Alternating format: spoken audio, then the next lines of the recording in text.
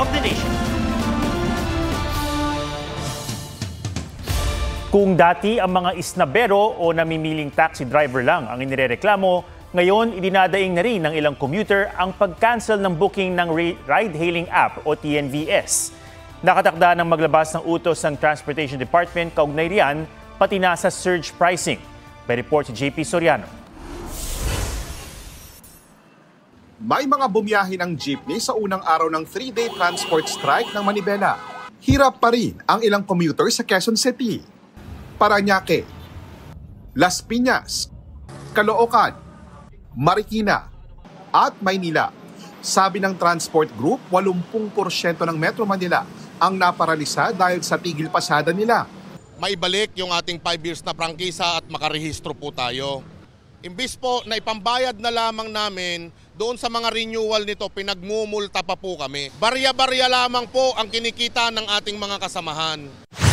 Bukod sa mga jeep, malaking tulong din sana ang mga ride-hailing app o TNVS, lalo na ngayong Christmas rush. Yan ay kahit pa mas mataas ang pamasahe. Si Ina, malapit lang daw ang pupuntahan pero sinisingil lang mahigit 300 piso. Umuulan kaya pumayag na siya. Kaya parang wala akong choice. Yun nga lang, nag-cancel ang TNVS rider. Ganyan din ang nararanasan ng iba pang pasahero. Kasi expected namin nandun na, tapos makakauwi na kami. Tapos mag-antay na naman kami ng another booking. Paliwanag ng samahan ng mga ride-hailing app drivers, may mga TNVS na otomatikong nag-a-accept ng pasahero kahit nasa 2 kilometro pa ang layo sa kanila. Hindi raw yan basta-basta kinakansela dahil bukod sa multa, pwede silang masuspinde sa app ng ilang minuto o oras. Kapag masyado ng malayo, napakataas po ng gasolina ngayon, talagang napipilitan po na mag-cancel. At kawawa naman po yung mag-aantay ng mga pasahero natin. Ang Department of Transportation ipinag-utos na sa LTFRB na isumite ang listahan ng mga driver mula sa mga ride-hailing companies na nawiwiling mag-cancel ng booking lalo na ngayong Christmas season. At sa mga susunod daw na araw, maglalabas daw sila ng memorandum para sa mga nagdadahilan ng traffic. May traffic naman saan. Huwag na lang po silang lumabas kung ganon, no? At mas mabawasan pa yung traffic. I mean, that's the purpose of supposedly a public utility vehicle. Dagdag pa ng DOTR. May 2 piso na sinisingil sila every minute that incorporated supposedly yung traffic doon. Papa yung surge pricing. Nakatakda namang pagpulungan ng DOTR, LTFRB at ride-hailing app companies ang legalidad ng surge pricing o kung pwede itong suspindihin o pansamantalang tanggalin tuwing Pasko. JP Soriano, nagbabalita para sa GMA Integrated News.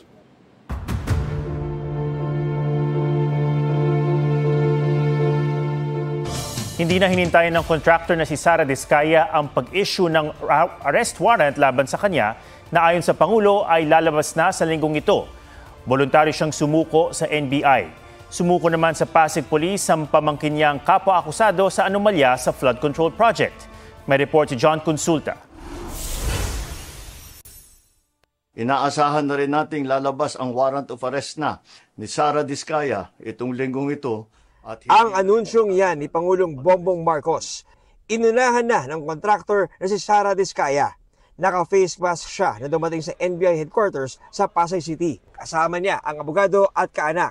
Nakunan din ng GMA Integrated News ang pagdating ng maletang dala ng isang babae na kalaunay dinala sa palapag kung nasaan si Diskaya. Nung una pa lang na lumabas itong isyong flood control project anomalies, at pag-uusapan na itong mga ganyang strategy. Hanggat maaari, iwasan yung harassment ng pagsaserve ng warrant. Kaya ito yung pinakamagandang solusyon, no? Mag-voluntary surrender siya. Nitong Biyernes, naghain ang ombudsman ng kasong malversation at paglabag sa Anti-Graft and Corrupt Practices Act laban kay Diskaya at ilan pang individual, kaugnay ng isang ghost flood control project sa Kulaman, Jose Abad Santos, Davao Occidental. Proyekto yan ng St. Timothy Construction Corporation na isa sa mga kumpanya ng pamilya Diskaya. Ayon sa source ng GMA Integrated News, nagpahiwatig ng pagsuko si Diskaya ngayong araw sa isang regional officer ng NBI. Sila na rin ang nag-ayos ng seguridad sa pagsuko ng bilyonaryong negosyante. Ayon sa isa pa naming source, Inaantabayanan na lang ang formal na paglabas ng warrant of arrest laban kay Diskaya mula sa Digos City Regional Trial Court. Kapag nangyari yan, posibleng magsagawa ng return of warrant kung saan kakailanganing iharap si Diskaya at ibalik ang warrant sa korte nag-issue nito. Hindi kasama ni Diskaya ang asawang si Curly na nakaliting pa rin sa Senado matapos ipakontempt dahil sa umano'y pagsisinungaling. Bukod kay Sara, sumuko rin ang kanyang pamangkin at kapwa-akusadong si Maria Roma Angeline Rimando na isa sa mga opisyal ng St. Timothy Construction. Tumawag siya sa akin kagabi, sabi niya, attorney, samahan mo ko, magbo-volunteer akong mag-surrender. Sa voluntaryo niyang ibinigay yung Philippine passport niya. Nagpaiwatig na rin daw ng pagsuko ang 8 opisyal ng DPWH na dawit din sa parehong ghost project sa Davao Occidental ayon sa Pangulo. Samantala, naglabas na rin ng freeze order ang Court of Appeals para sa bank accounts, ari-arian, mga aeroplano at helicopter ng Silver Wolves Construction Corporation at Skyyard Aviation Corporation ng magkakapatid na congressman na sina Eric at Ed Vic Yap. May mahigit 16 billion na ang pumasok sa mga transaksyon ng Silver Wolves mula 2022 hanggang 2025. Nakaramihan ay may kaugnayan sa mga flood control project ng DPWH. Sa kabuuan, 280 bank accounts ng mga YAP ang sakop ng freeze order, kabilang ang 22 insurance policy, 3 securities account at 8 aircraft. Magpapatuloy ang investigasyon. Magpapatuloy ang pagpapanagot at titiyakin ng pamahalaan na ang pera ng bayan ay maibabalik sa taong bayan. John Consulta, nagbabalita para sa GMA Integrated News. Tila naka-survival mode ang mga motorista ngayong wala ng pinipiling oras ang traffic. Ang diskarte nila kung naabutan ng gutom, nabagot o di kaya'y naiihit sa report ni Oscar Oida. Sa traffic pa lang, animoy malalang staycation na sa kalsada ang mararanasan ngayong Kapaskuhan. Umaabot pa nga sa 5 oras ang stay sa Carmageddon sa Marcos Highway noong Sabado na naramdaman hanggang Katipunan, C5 at Aurora Boulevard sa Cubao. Ang pagkabagot, dinaan na lang sa biro. Tulad ng edited na picture ng netizen na ito, may bakbakan ni Ultraman malapit sa isang LRT station. At tila napaagaraw ang alay lakad pa Antipolo tuwing Semana Santa. Pero di na lang tuwing rush hour bumibigat ang daloy ng trapiko. Kaya ang mga motorista dapat ready. Lalo kung walang malapit na palikuran. Sa sasakyan na lang daw ang iba nagtatalikuran. Gigilid po ako, baba po ako, tapos natakim na lang po ako. Para makaiwas po. Hindi po namin maiwasan. Masakit po sa pantog. Kaya mainam na may urinal bottle sa sasakyan o magsuot ng adult diaper para di na maabala. At least, ayan, tuloy-tuloy lang yung biyahe mo. Hindi ka na... Kasi minsan pag bote-bote, diskarte ng mga driver, mahirap din kung wala ka rin magpagtabihan sa kalsada. Pero ang mga public commuter... Tinitis ko na lang po. Wala pong choice. Bumababa po ako doon sa may pinakamalapit na kainan. Pwede rin mag-unat basta bili ng MMDA tsaking walang batas trapikong nasasagasaan. Pakiusap lang po natin, itabi po natin ang mga sasakyan. Huwag po natin gawin while we're stuck in the middle of traffic. Itabi po natin kung pwede pong igilid sa mga waiting areas, doon po natin gawin ito. But then again, we encourage to use yung mga facilities tulad po ng mga gas stations. Madalas pa namang sumasabay ang kumakalam na tiyan sa init ng ulo. Kaya dapat kahit papano, may baong pagkain. Tinapay, yun kinakain ko. Pero minsan wala akong dala, tinitiis ko na rin yung gutom. Kabi-kabila na ang mga Christmas party at tsak na may maghahabol pang mag-shopping.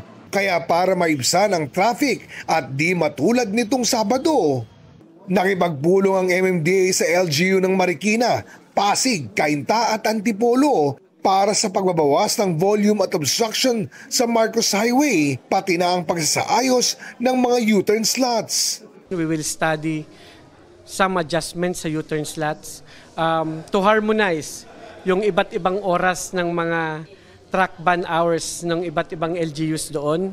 And may recommendation na magkaroon kami ng MOA sa pag-enforce ng anti-illegal terminal and illegal vendors. Posible ring palitan ng movable orange barriers ang concrete barriers para mas madaling galawin kung kailangan. Mag-o-ocular inspection ulit ang MMDA bukas sa Marcos Highway para maghanap pa ng kahit maliliit na solusyong makakatulong baibsan ang trapiko. Oscar Oida, nagbabalita para sa GMA Integrated News. Meralco, may bawas singil ngayong buwan. Mahigit 35 centavos per kilowatt-hour ang tapyas dahil sa mas mababang transmission at generation charges. Katubas ito ng 71 pesos na bawas sa December bill para sa may mga buwanong konsumo na 200 kilowatt-hour. 5 araw na wellness leave, malapit nang magamit ng mga opisyal at empleyado ng gobyerno. Inaprubahan niya ng Civil Service Commission para sa mental health care, physical wellness activities at dagdag na pahinga mula sa trabaho. Iba pa ang wellness leave sa nakalaang vacation at sick leave credits. Halaga ng piso kontra dolyar, sumadsad sa panibagong all-time low. Nagsara ang peso-dollar exchange rate sa 59.22, mas mahina kaysa 58.935 noong December 5. Huling naitala ang pinakamababang halaga ng piso kontra dolyar noong November 12 sa halagang 59.17. Marisol Abduraman, nagbabalita para sa GMA Integrated News. Pansamantalang sinibak ang 5 pulis matapos masangkot sa panloloob at pagnanakaw. Kinumpirma ng Regional Director ng Central Luzon Police na temporarily relieved sa pwesto ang 5 pulis na nahuli na nanloloob sa isang bahay sa Barangay Santa Cruz, Porac, Pampanga noong November 25. Nanutok sila ng baril, kinulong sa banyo ang pamilya at tinangay ang 14 na milyong pisong cash. Sa investigasyon, nabisong 4 sa kanila ang mula Angeles City Police at isa ang mula sa Zambales Provincial Police Office. Bumuo na ng Special Investigation Task Group ang Central Luzon Police at tiniyak na tuloy-tuloy ang pangangalap ng ebidensya para mapanagot ang mga sangkot. Wala pang pahayag ang mga pulis na hindi muna pinangalanan habang iniimbestigahan.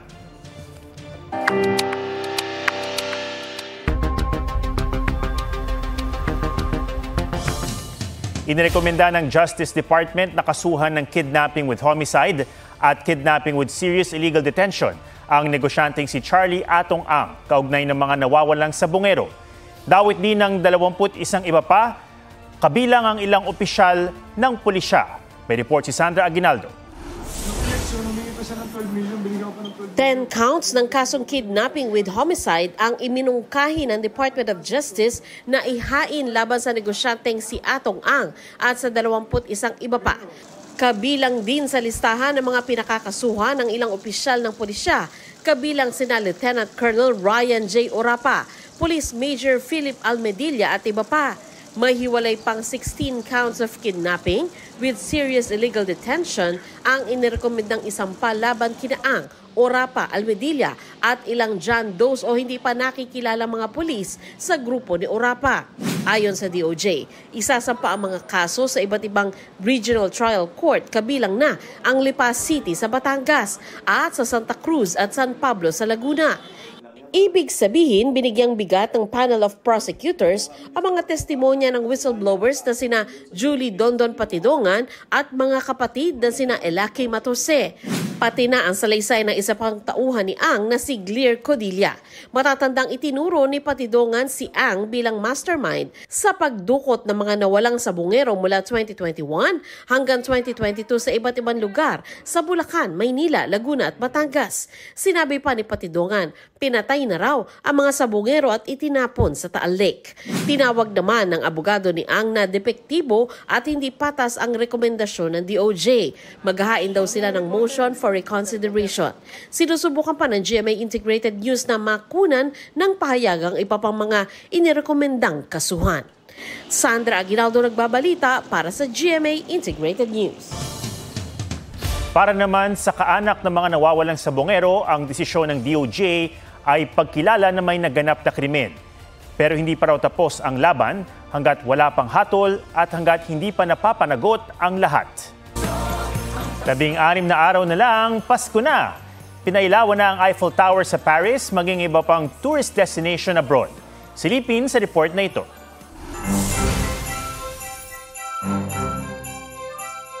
Literal na glowing ang isang bahay sa Cape Town, South Africa dahil sa libo-libong Christmas lights na nakapalibot dito. Dinarayo ito ngayon ng mga turista para mag-walkthrough, photo ops at makinig ng Christmas carols. Ramdam ang Pasko sa buong Cape Town, pati street poles at public spaces fully festooned na. Sa City of Lights, Paris, head-turner ang Eiffel Tower dahil sa kumikislap-kislap na pailaw nito. Lahat din ng 20 district sa syudad may nakabibighaning ilaw at festive setups. Pinailawan din ang higanteng Christmas tree sa Piazza del Popolo sa Rome kagabi, hudyat ng pagsisimula ng holiday season. Ang Feast of the Immaculate Conception, ang opisyal na simula ng Christmas countdown sa Italy. At yan po ang State of the Nation para sa mas malaking misyon at para sa mas malawak na paglilingkod sa bayan. Ako si Ato Maraulio mula sa GMA Integrated News, ang News Authority ng Pilipino.